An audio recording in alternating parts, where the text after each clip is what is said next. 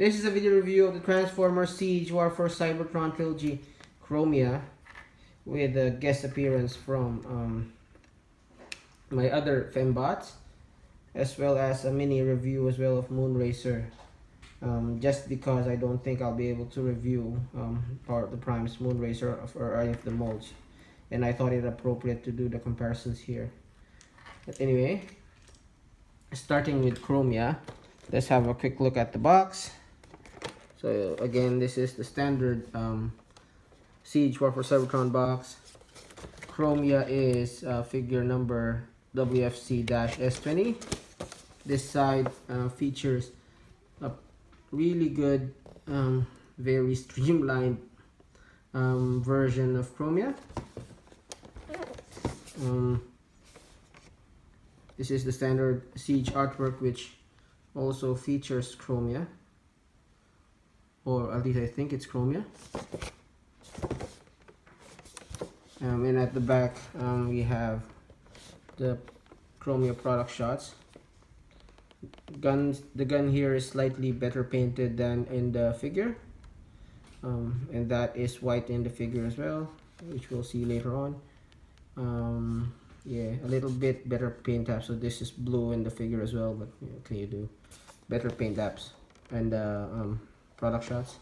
Here is Chromia holding Traxodon, and here is Chromia in his in her battle damaged vehicle mode.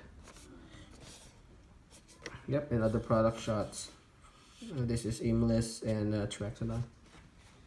Okay, now focusing on Chromia.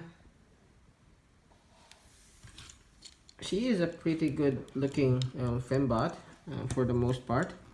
And I'll do some comparisons with my other fembots later on. But in general, I mean, she's a pretty good looking fembot. She comes with, well, this gun. So that's what the gun looks like. And it's made out to be a customizable gun. So we have this, like it looks like a pseudo silencer. And then she also comes with two EMP grenades. So how this weapon works is, look at the gun. He has a port there. Oops, sorry. Let's focus that camera there. See, there's a. Let's remove Chromia from the frame. There you go. So there is a little gap there for the weapon to slot into, and that's the standard Siege port. So these ones can either peg here, or this one as well can peg here, right? This peg can slot here as well, and these can also peg there. So as you can see, I mean, so many possible permutations. So this is the basic pistol mode, and I usually pose her like this. Sometimes I want to go like a full-on rifle mode, which is basically just putting all of them in one long stream. Not too bad as well. Let's see it with her, right? Not too bad, right? If a bit long. MGO did like a pseudo sniper rifle kind of setup where you pick that like that. Do this. Not half bad as well. Oops, sorry. And my favorite is like this double-barreled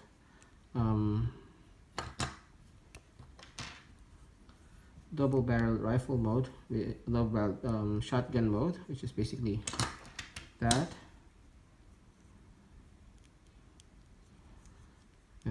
That, and then just peg those together. Yeah, and that you got a double-barreled gun going on. That's my favorite configuration. Right? So looking at Chromia herself, I've been wanting a Chromia figure for the longest time. I missed out on the Thrilling 30s one. But yeah, we're here, and this new Chromia arrived, and it's not half bad. I mean, the proportions are okay. Except for the egregious backpack and this leg panels, but I mean, all in all, it's not too bad. If you're familiar with the Moonracer mold, she is a very heavy remold of this one, but similar to how Dreadwind is with the aerial bots, I think she is a much improved version of the original. So just a few comparisons. See, the backpack is a lot more compact, and they peg better together. And aside from that, they chose to use lighter plastic here, so she's not as back heavy as this one, which is good. The other major complaint we had with this girl was she has these massive, like Ronald McDonald shoes, and these panels hindering, not hindering, but you know, ruining the silhouette of the feet. So as you can see, they made it so it went to the back, which is a little bit better than having it at the front, I think. And then the feet are more petite. Yeah, and the overall proportions I think are better. So you can see this, she is taller, but the head is smaller, and she looks as somewhat lanky just because of the height and the small head. Her, I think, is a lot better proportioned, and she does scale well with the other fembots, which I'll show later on. Okay, so looking more into the details, the head sculpt is indeed, I don't know why my camera's turning red. Head sculpt is indeed Chromia, no denying that. Lots of nice paint there in the head, very Chromia. Chest has these red details and a lot of these mechanical paneling, which is nice. The arms, it still retains that panel, but it's not as big as the Moonracer panel. So, or maybe it is, but it does give off the illusion of not being that big, I think. I don't know. Painted knees. Unfortunately, unlike the one in the box. Show again. See, they didn't paint that white panel blue. I wish they did paint that blue to make it more look continuous, like that one. And then the toes they didn't paint white. I don't know, maybe this is how Takara will choose to paint the figure. But anyway, this is not too bad anyway in terms of the look.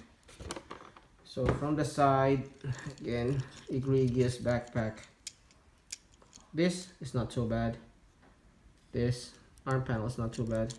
This, I don't know if they could have done better, but if you look at this from the side, right, she does come off as having a bigger back, and then there is a gap there, but that is a lot better than having the combiner port there. So she benefits on not having a combiner port. And from the back, having this flipped as opposed to this gives off a cleaner back as well. Right, it's not too bad. So quickly, in terms of articulation, her head can turn all the way around. She can look all the way up. There is some hindrance on the collars, but it's not too bad. Arms can go that much around, hindered by the backpack. That much out. Swivel at the upper arm. Hinge there. So this is different to how this is treated, where this is actually a bolt joint there. This is better treatment, I think. And then a hinge here, more for transformation. Anything else? No waist swivel, unless you actually consider that inside as a waist swivel. One thing that I've noted is this thing tends to pop off, so if you twist it,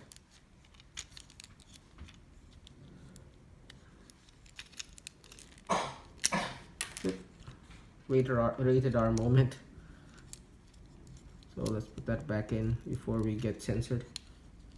But yeah, I might just glue that together just so it doesn't pop off. I don't know why they didn't just make that a solid piece. There's no real use for it for transformation or anything. Anyway, the legs go all the way out, all the way to the front, somewhat all the way to the back. But if I do that, no, it doesn't help. Yeah, knees can go only knee can only bend that much, but you can swivel this to get the full 90, which is good. There is a thigh swivel there. The feet can go forward that much, back all the way, and there's a crazy amount of ankle pivot. And the good thing is this joint is very tight, so can't complain. Although this is somewhat loose, so yeah. Anyway, let's go for some size comparisons. Stand up, Chromia. Okay. Let's go for some size comparisons. Okay, so for some size comparisons, so I see her with some Siege figures. Here she is with Siege Sideswipe and Siege Soundwave and Siege Ultra Magnus. She's quite tall, so see how she fares with other Siege figures. Let's remove these two. And this guy, now here she is with her bow, Siege Ironhide. They look like a good couple, what do you think? And then here she is with an aerial bot, Redwind, just so you know how she stands with the previous line. Now here she is with some other fembots that I have. RC,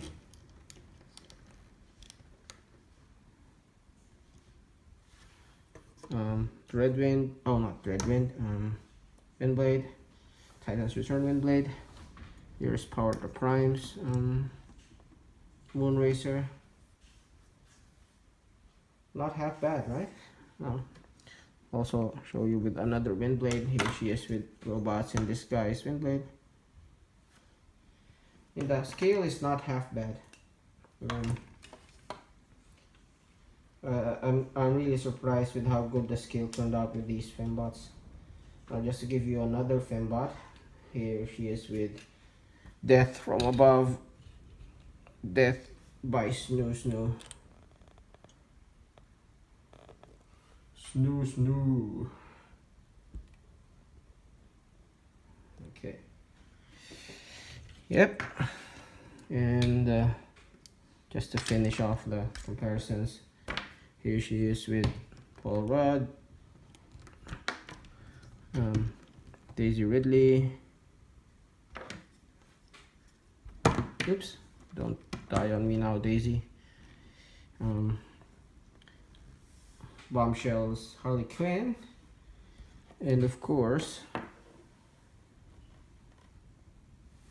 Mark Ruffalo on a scooter. So yeah,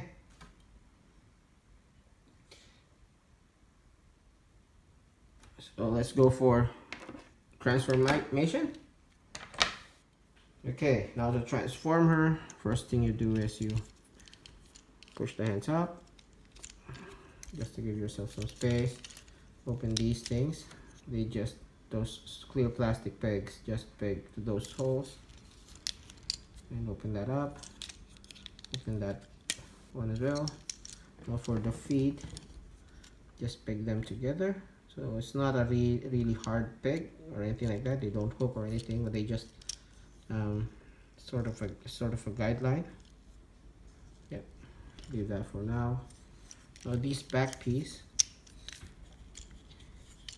see how they're okay, where's the best view there? See how the white plastic there is not flush there? You're supposed to push them so it's flush, otherwise it won't peg together properly. So with that flush, now just rotate this away, and then you can now accordion this, no, not accordion, but fold this down to cover up the legs. Okay, now first time I tried transforming this, I had the feet there and I was pegging these there, but then I found there's another set of pegs there, peg holes there, and try as I might, I couldn't peg it in. The way to do that is actually need to push the feet inside.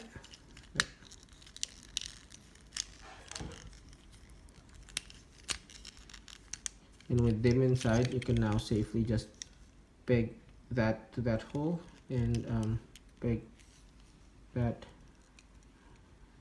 blue peg to that gap. So yep, yep, that's it. And you know that you did it right because those clear plastic pseudo pegs will lie flush into the feet. See, now if they don't lie flush there, then there's something wrong.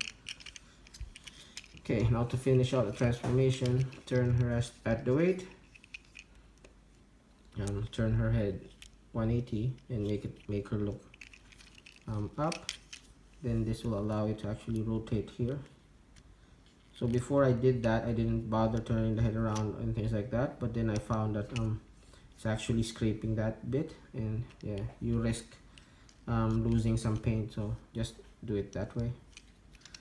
Now for the back, just fold these together. They should rest flat, but I think there is a molding issue on mine not allowing them to stay flush. Anyway, and then that peg will go to that hole on the arm, and then you push the arm inside and inside. So the same thing on the other side, and yeah, there you go. That's Chromia in her vehicle mode. So just to finish up that look, get the gun, disassemble it, take these two EMP grenades, and you port them there on that hole. So up to you how you want to port it. Yeah, just do it that way. Doesn't really matter what orientation it is. And then the rest of the gun, according to instructions, you just peg them together and then peg them there. But I think no matter, you can put it there, like there, there. No matter where you put it, it looks dumb. So yeah, just do it that way. Okay, so let's go for another set of comparisons. Okay, actually, before we go through comparisons, let's go through and look at her in detail first. It's a very good looking vehicle mode. I can't help but feel that the Moonracer one was executed a little better, a little cleaner, and as well as a little tighter. But yeah. Anyway, in terms of her, there is very subtle, almost non-existent battle damage on the front, and surprisingly enough, there's no battle damage that can be seen. Couldn't see anything in robot mode, can't see anything in vehicle mode, so I don't know what's so special about Chromia that she gets to avoid all the dirt and the damage. Anyway, or maybe because she's a sniper, she just gets to stay in a tree somewhere or something, I don't know, a perch. Anyway, again, at the details, clear plastic. This blue is slightly different from that, but it's not noticeable in hand. Love the painted wheels, although snap-on wheels. I wish we couldn't see that, but yeah, it's there. White paint there.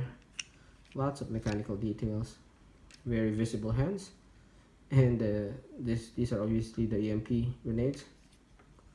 Visible arms, bottom not so clean as well, visible legs, visible head. Yeah, and that is clearly her chest as well.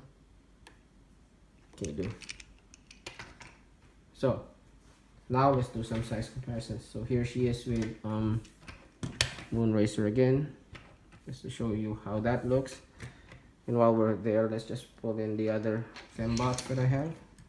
So RID Windblade, Generations RC, or if you don't have that Windblade, this one, Titan's Return Windblade.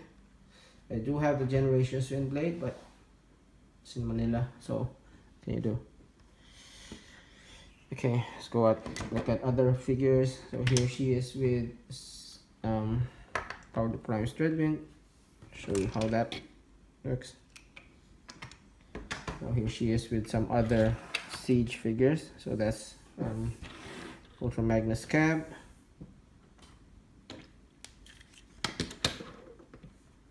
Siege Sideswipe, and her bow again, Ironhide. So fairly nicely scaled figure. Can't complain too much. And that's okay. So since I have them here as well, just so you know, here she is with Studio Series Bumblebee, just because, I guess. And lastly, my Lego minifig. Here she is with Mark Ruffalo, the scooter.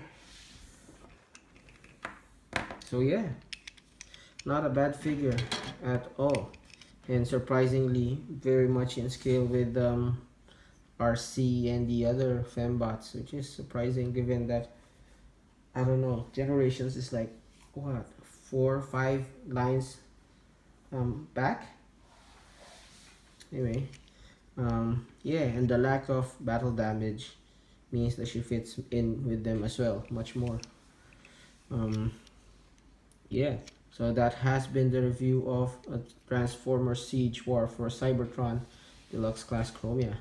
So watch out for my next review. So for those who don't know me, I started reviewing like 8 years back, and my very first review was for an old Hunt for the Decepticons figure called Sidearm Sideswipe. My next review, which will be video number 25, will be for Studio Series Sideswipe, which I think is fitting, so watch out for that. So that's it. So if you like the review, leave me a like, leave a comment, do subscribe and help me out. As you can see, I plan on rolling out reviews as often as I can, and I have a lot of figures in my back catalog that I probably fill in my channel pretty soon. So yeah, this has been Grim Trigger, and this has been Deluxe Class Chromia. Thanks for watching.